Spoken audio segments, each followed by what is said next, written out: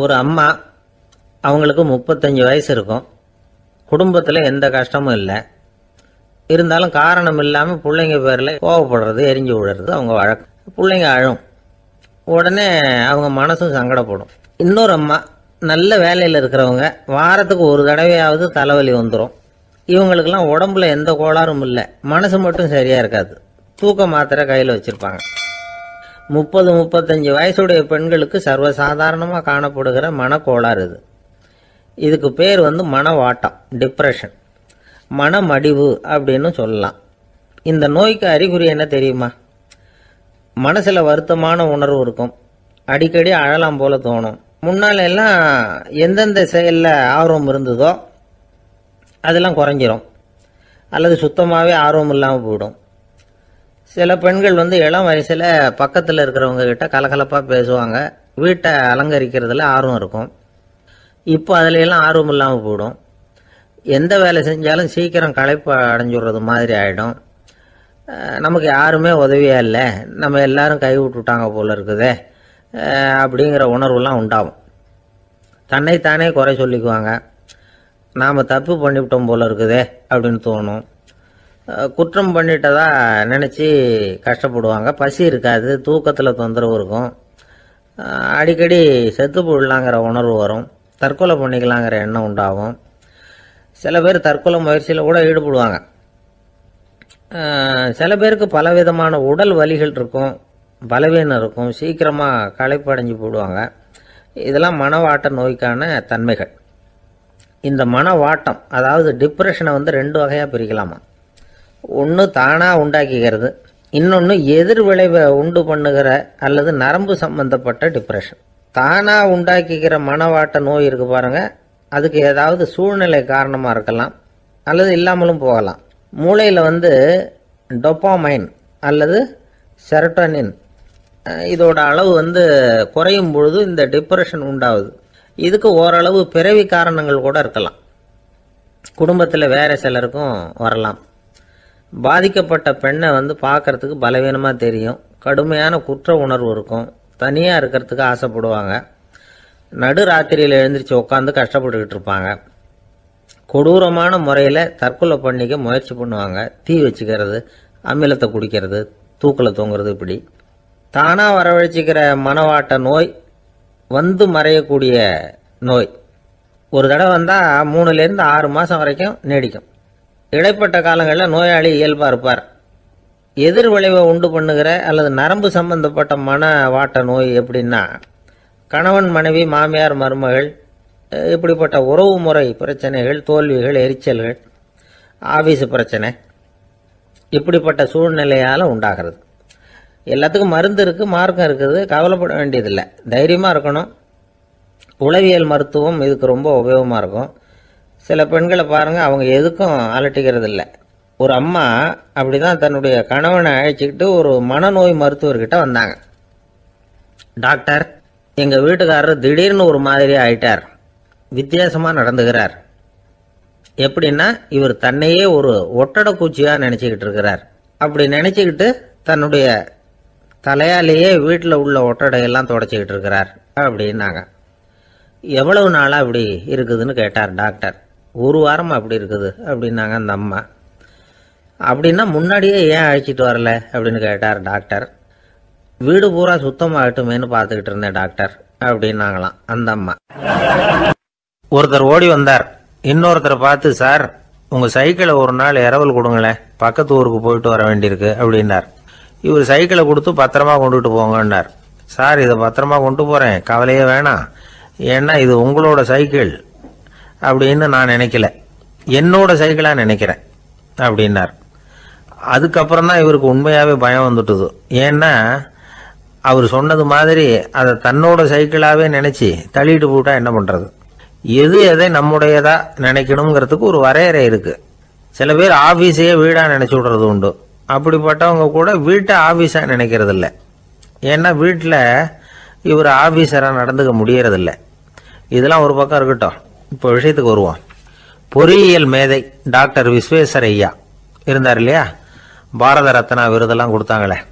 Office வேலை வேற, சொந்த வேலை வேற அப்படிங்கிறதுக்கு ஒரு உதாரணமாக இருந்தவர் அவர். மைசூர் மகாராஜா கிட்ட திவானா இருந்தார். அவர் ஒரு நாள் அரசாங்க வேலை காரணமா வெளியூர் போயிருந்தார். ஹாசன்கிற ஊருக்கு பக்கத்துல ஒரு பயண மாளிகை, அங்க தங்கிவிட்டார். ராத்திரி அங்க தங்கி இருந்துட்டு விடிஞ்சதும் ஊருக்கு திரும்புறதாக திட்டம். ராத்திரி தூங்குறதுக்கு ரொம்ப நேரம் ஆயிட்டுது. ரொம்ப நேரம் வரைக்கும் அரசாங்க சம்பந்தப்பட்ட வேலைகளையே பார்த்துக்கிட்டு இருக்கிறார்.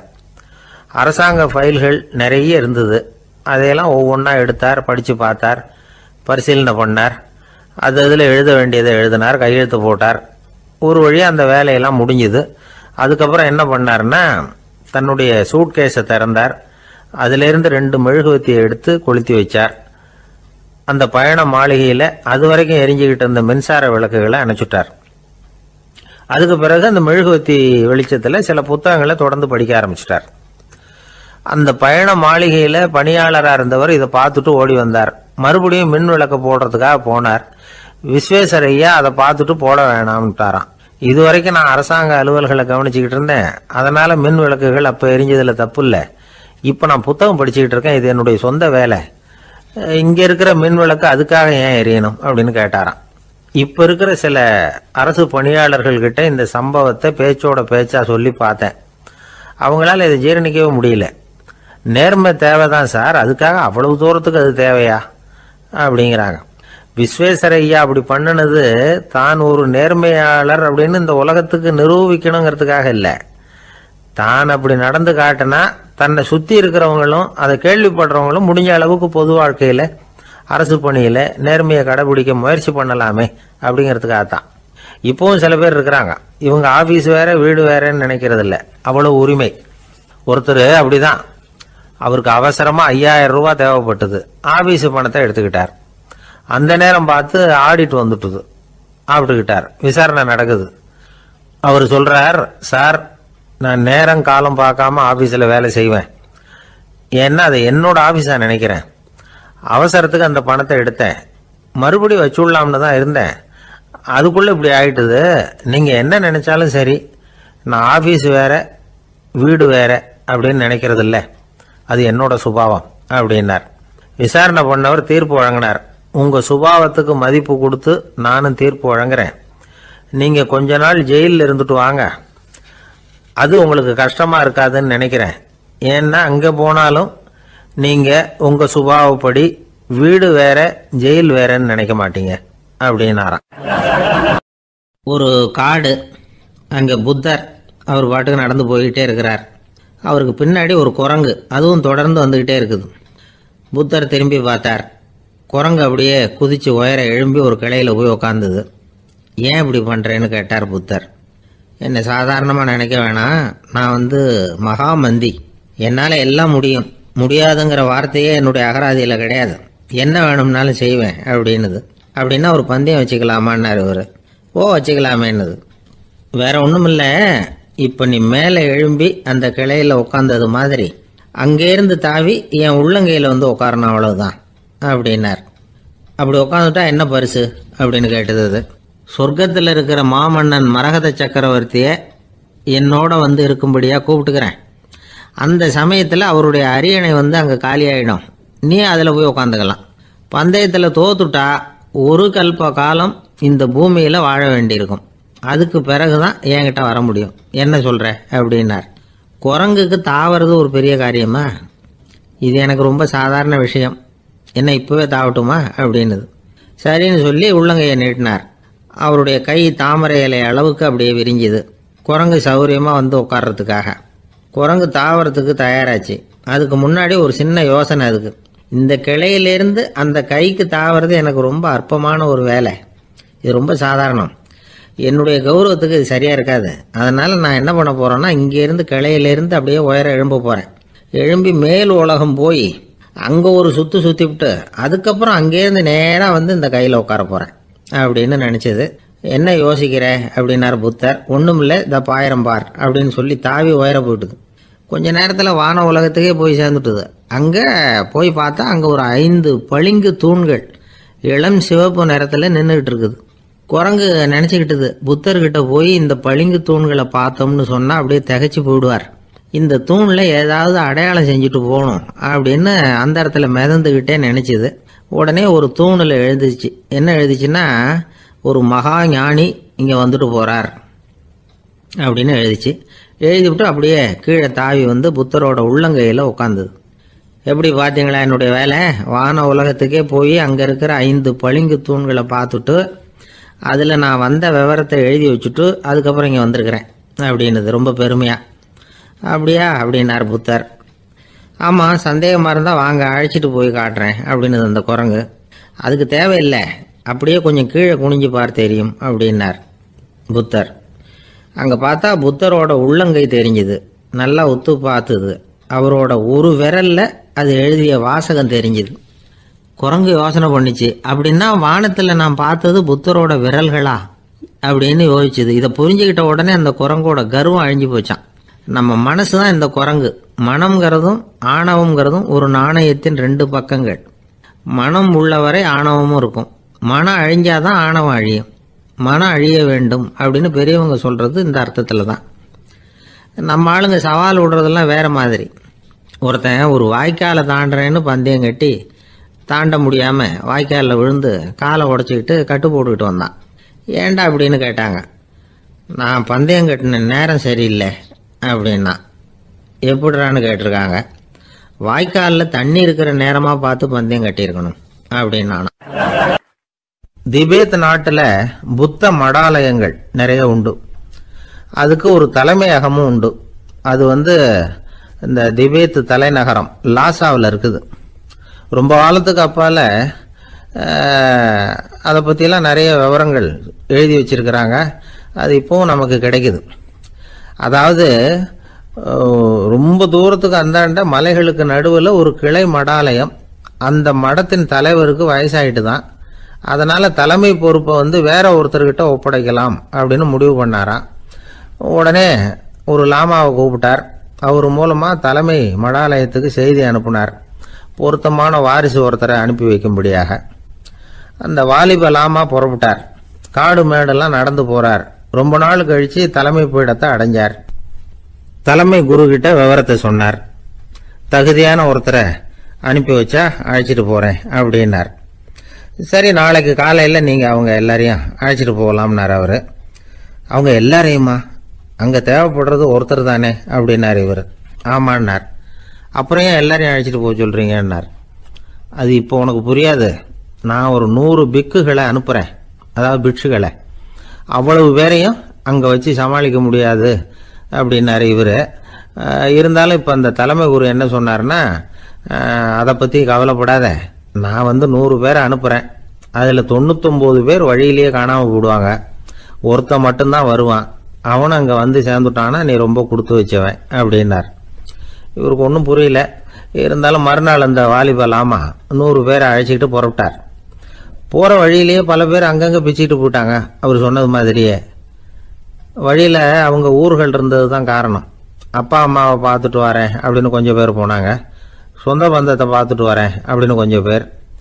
ஒரு வாரம் ஆச்சு. இப்போ மிஞ்சினது 10 பேர் தான். வழியில் ஒரு நகரம்.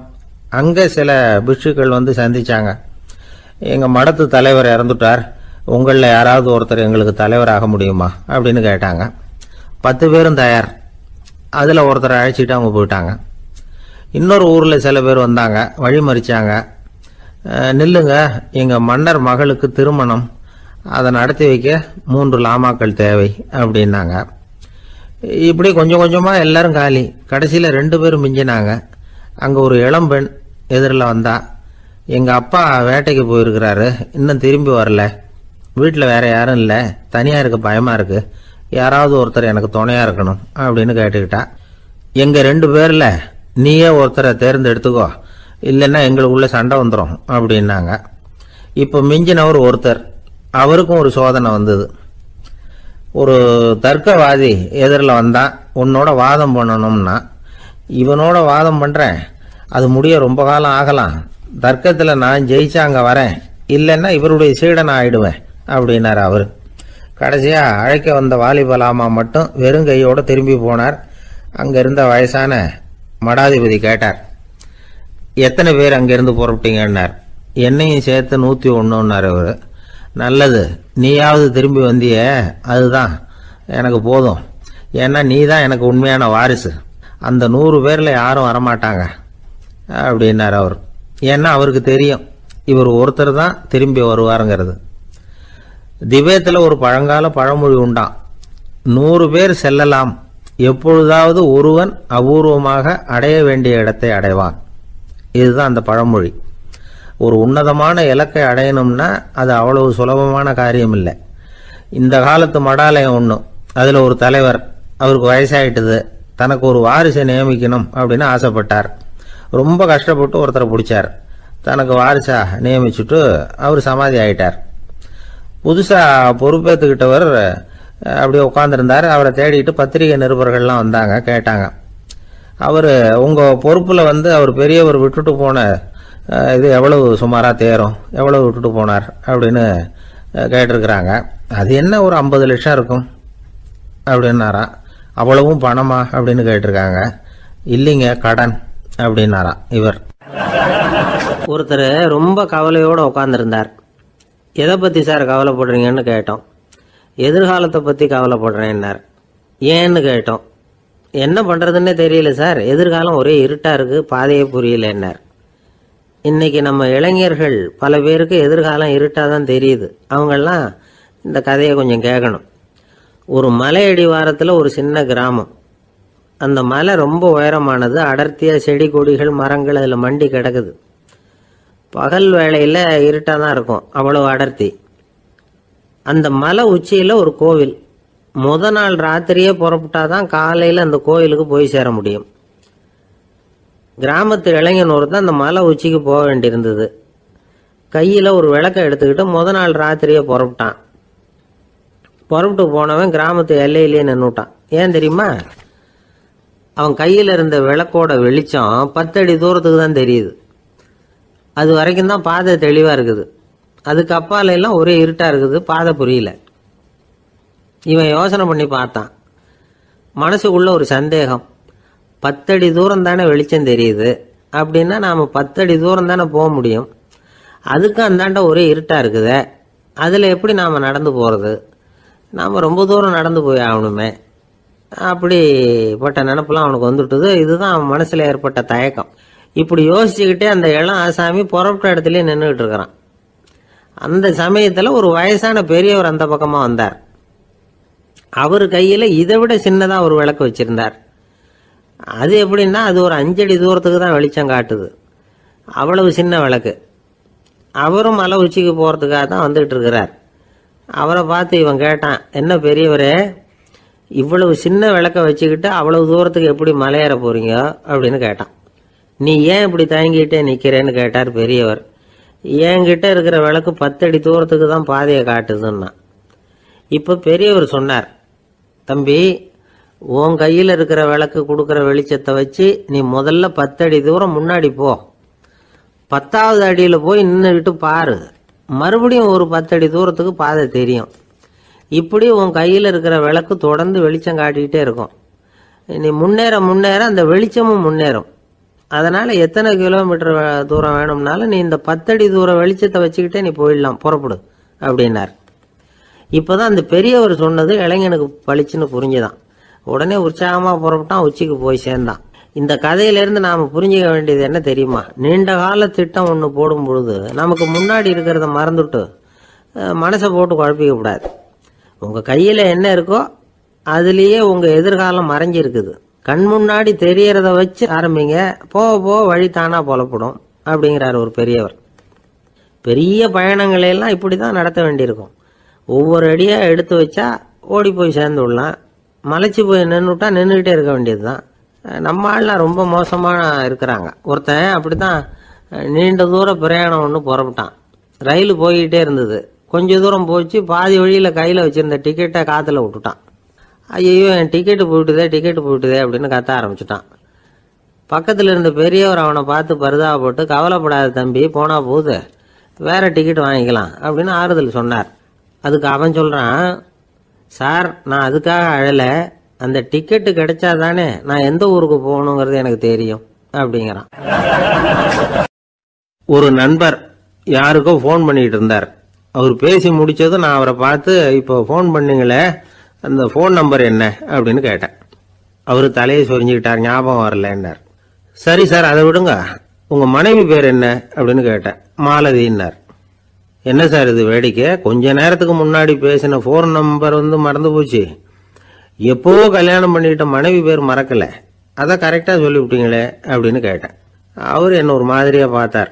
அவரு அப்படி என்னை பார்த்ததில் ஒன்றும் தப்பு இல்லை, ஏன்னா நாம எல்லாருமே அப்படித்தானே, ஒரு குறிப்பிட்ட காரியத்துக்காக தொலைபேசியில் ஒருத்தட்ட பேசுகிறோம், அதுக்கப்புறம் அந்த எண் நமக்கு அனாவசியம், அதனால மறந்துடுறோம். இதுக்கு பேர் தான் தற்காலிக ஞாபகம். ஆனால் மனைவி பேரை மறந்துட முடியுமா? முடியாது. அது அவசியமான ஒன்று. அடிக்கடி அந்த பேரை உபயோகப்படுத்துகிறோம், அதனாலேயும் அது முக்கியங்கிறதுனாலேயும் அதை மறக்கிறது இல்லை. இதுக்கு பேர் நிரந்தர ஞாபகம். சரி, இந்த தற்காலிக ஞாபகம், நிரந்தர ஞாபகம், இது ரெண்டு ஞாபக அளவுகளையும் கட்டுப்படுத்துறது எது அப்படின்னா மூளைக்குள்ள நடக்கிற மின்சார நடவடிக்கைகள் தான். தற்காலிக ஞாபகம் ஒரு மின்னல் மாதிரி தோன்றி மறையுது. நிரந்தர ஞாபகம் ஒரு படிவம் போல மூளையில படிஞ்சுடுது. ஒரு சம்பவத்தின் பல பிரதிகள் மூளையில பல்வேறு பகுதிகளிலேயும் படியறதுனால ஒன்னு மறைஞ்சாலும் மறந்தாலும் இன்னொன்னு மறையறதில்ல. இப்படிப்பட்ட நிலைமையில தான் தொண்டையில இருக்கு, வாயில வரமாட்டேங்குது சார் அப்படிமா. ஒருத்தருக்கு எந்த துறையில ஆர்வமும் ஈடுபாடும் அதிகமோ அது சம்பந்தமான ஞாபக சக்தி அதிகமா இருக்கும். தொழிலை விரும்புகிற ஒரு டெலிபோன் ஆபரேட்டருக்கு எண்கள்லாம் நல்ல ஞாபகம் இருக்கும். அது மாதிரி கவிஞர்களுக்கு வார்த்தைகள் நல்ல ஞாபகத்தில் இருக்கும். இது ஒரு பக்கம் இருந்தாலும் ஒரு மூளை எண்களை விட எழுத்துக்களை விட படங்களை ரொம்ப சுலபமா ஞாபகத்தில் வச்சுக்குது. புரிஞ்சுக்கிற தன்மை, அனுபவம், புத்தி கூர்மை இது கூடி குறையறத பொறுத்து ஞாபக சக்தியும் ஏறும் இறங்கும். இப்போ உதாரணத்துக்கு ஒரு பையனுக்கு படிச்சது எதுவும் ஞாபகத்தில் இல்லைன்னா அவன் அதை சரியா புரிஞ்சுக்கலன்னு அர்த்தம். இந்த மறதிங்கிறது எந்த சமயத்துல ஒரு பிரச்சனை ஆகுது தெரியுமா?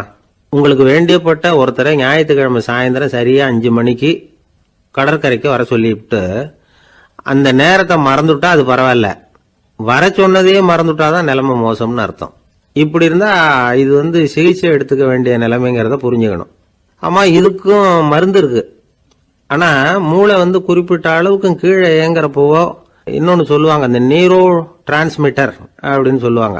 அப்படிங்கிற மூளை ரசாயனம் ரொம்பவும் குறைஞ்சி போறப்போ மட்டும்தான் உபயோகப்படும். டாக்டர் என்ன சொல்றாங்க தெரியுமா? மூளையை பொறுத்த வரைக்கும் அதுல ஞாபக சக்தி அதிகமா உள்ள மூளை, மறதி உள்ள மூளை அப்படின்னு ஒன்றும் கிடையாது அப்படிங்கிறாங்க. நினைவு வச்சுக்கிறதுக்கு பயிற்சி அளிக்கப்பட்ட மூளை, பயிற்சியற்ற மூளை அப்படின்னு வேணும்னா சொல்லலாம் அப்படின்னு சொல்றாங்க. அதனால நம்ம ஞாபக சக்திங்கிறது நம்ம கிட்ட இருக்கிற பயிற்சி, முயற்சி இதை பொறுத்து தான் அமையும். ஒருத்தர் ஒரு பென்சிலை எங்கேயோ வச்சுக்கிட்டு தேடிக்கிட்டு இருந்தார். அப்புறம் என்னமோ தீவிரமா யோசனை பண்ணி அதை ஞாபகப்படுத்தி பார்த்துக்கிட்டு இருந்தாராம். எதிரில் உட்கார்ந்து இருந்தவர் சொன்னார், பென்சிலை தானே தேடிட்டு இருக்கீங்க, அது உங்க வலது காதில் இருக்குது சார் அப்படின்னாராம் அவரு. இதுக்கு அவரு சொல்லியிருக்காரு, பென்சிலை வலது காதில் தான் வச்சிருக்கேங்கிறது எனக்கு நல்லா ஞாபகம் இருக்கு, ஆனா எது வலது காதுங்கிறது தான் மறந்து போச்சு அப்படின்னாராம். அவர் அதை தான் யோசிச்சுட்டு இருந்திருக்கிறார். எனக்கு அதிர்ஷ்டமே இல்லை சார் அப்படின்னாரு ஒருத்தர். ஏன் அப்படி சொல்றீங்கன்னு கேட்டோம். வியாபாரம் பண்ணலாம்னு ஒரு கடை வச்சேன், வேண்டிய போட்டவங்க கூட என் கடையில் எதுவும் வாங்க மாட்டேங்கிறான், எல்லாரும் அடுத்த கடைக்கு தான் போறான் அப்படின்னு சொல்லி ரொம்ப அழுத்துக்கிட்டார்.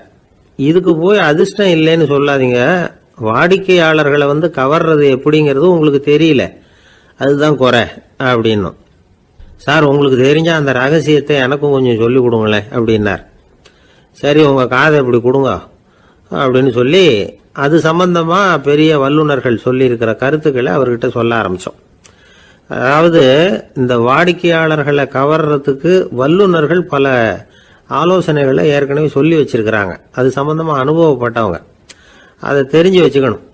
அதாவது கடை வச்சிருக்கிறவங்க எல்லாரும் இதை கொஞ்சம் காதில் வாங்கி வச்சுக்கணும்.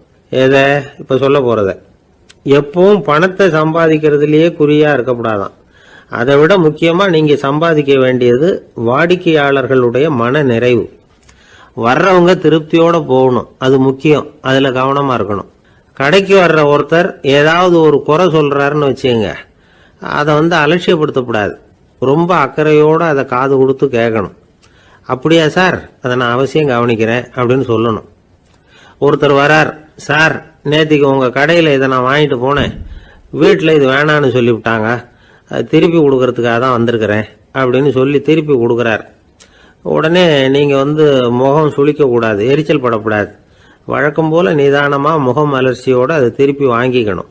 இவ்வளவு ரூபாய்க்கு சாமான் வாங்கினா இந்த ஸ்பூன் அன்பளிப்பு, இப்படி ஏதாவது கொடுக்கலாம். பண்டிகை காலங்கள்லேயும் பொருள்கள் வாங்குறவங்களுக்கு இப்படி ஏதாவது பொருத்தமாக ஒரு அன்பளிப்பு கொடுக்கலாம். நீங்கள் கொடுக்கறது ஒரு சர்வசாதாரணமான பொருளாக இருந்தால் கூட அது வாங்குற ஒரு மனசில் ஒரு மகிழ்ச்சியை ஏற்படுத்தும். எதுவும் உங்களால் கொடுக்க முடியலன்னா உங்கள் முகம் நிறைஞ்ச சிரிப்பையாவது கொடுங்க, அது போதும். உங்கள் கடையில் இல்லாத ஒரு பொருளை வாடிக்கையாளர் வந்து கேட்குறார், உடனே இல்லைன்னு முகத்தில் அடித்தது மாதிரி சொல்லிடக்கூடாது. கொஞ்சம் உட்காருங்க சார் அப்படின்னு சொல்லி உங்கள் பணியாளர் யாரையாவது அனுப்பி வெளியிலேருந்து வாங்கிட்டு வர சொல்லி அவர்கிட்ட கொடுக்கலாம். சில பேர் உங்கள் கடைக்கு வரும்பொழுது அவங்க வீட்டு குழந்தைகளையும் கூப்பிட்டுக்கிட்டு வர்றாங்கன்னு வைங்க. நீங்கள் என்ன செய்யணும்னா அந்த குழந்தைகளை முதல்ல கவனிக்கணும்.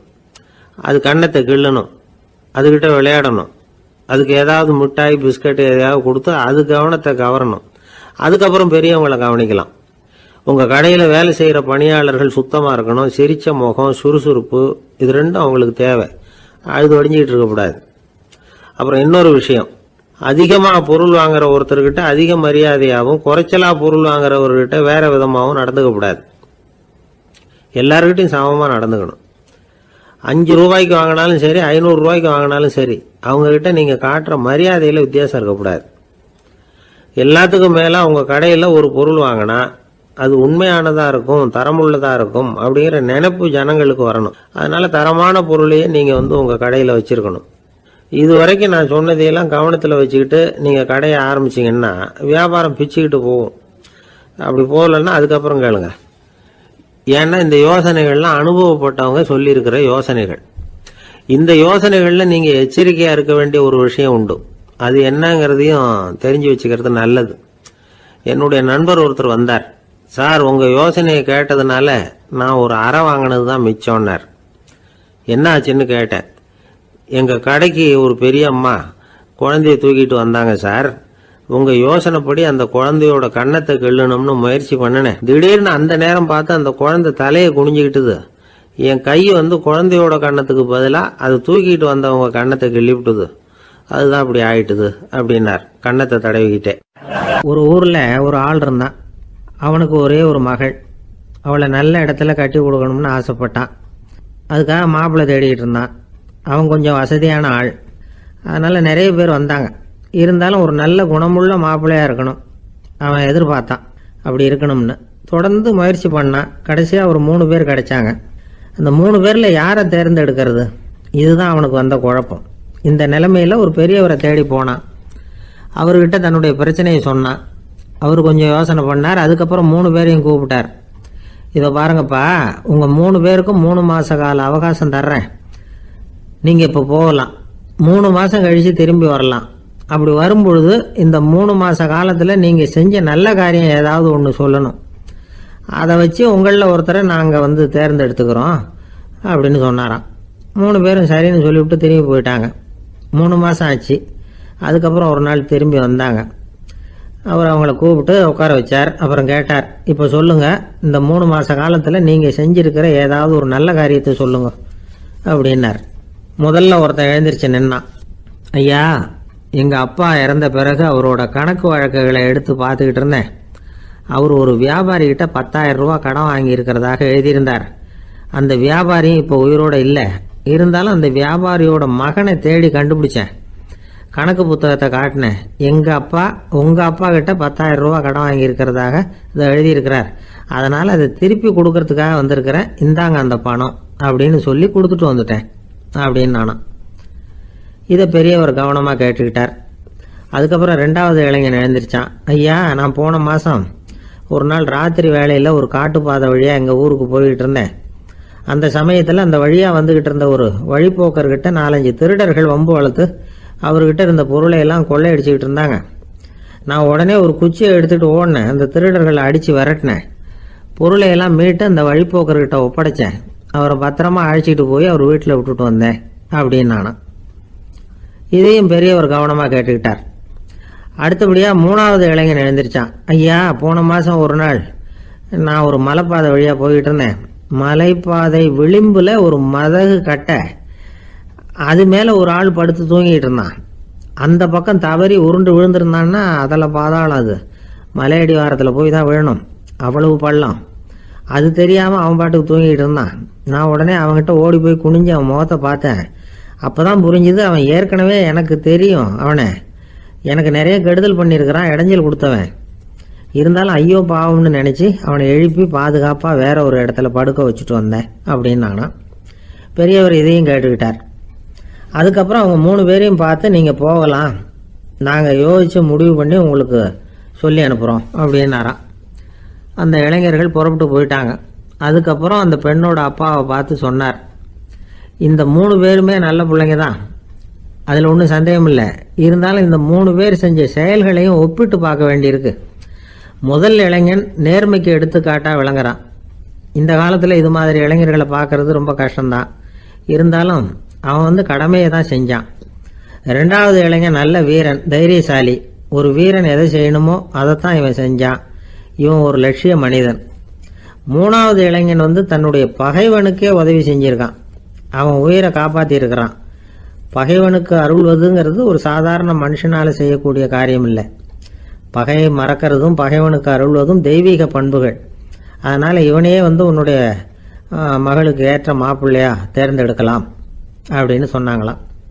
ஒரு நல்ல நாளில் அவங்களுக்கு திருமணம் நல்ல விதமாக நடந்து முடிஞ்சுதான். இது சுவாமி சின்மயானந்தர் சொல்லியிருக்கிற ஒரு கதை. இதிலேருந்து நாம் புரிந்து கொள்ள வேண்டிய ஒரு கருத்து, நமக்கு கெடுதல் பண்ணவங்களுக்கும் நாம் நல்லது செய்யணும். ஆனால் நடைமுறையில் அப்படி நம்மளால் செய்ய முடியறதில்ல. அதுதான் சிக்கல். நம்மால் ஒருத்தங்கிட்ட கேட்டேன், ஏண்டா உன்னுடைய பகைவன் ஒருத்தன் அது மாதிரி ஒரு மலைப்பாதை மதகு கட்டையில் படுத்திருந்தா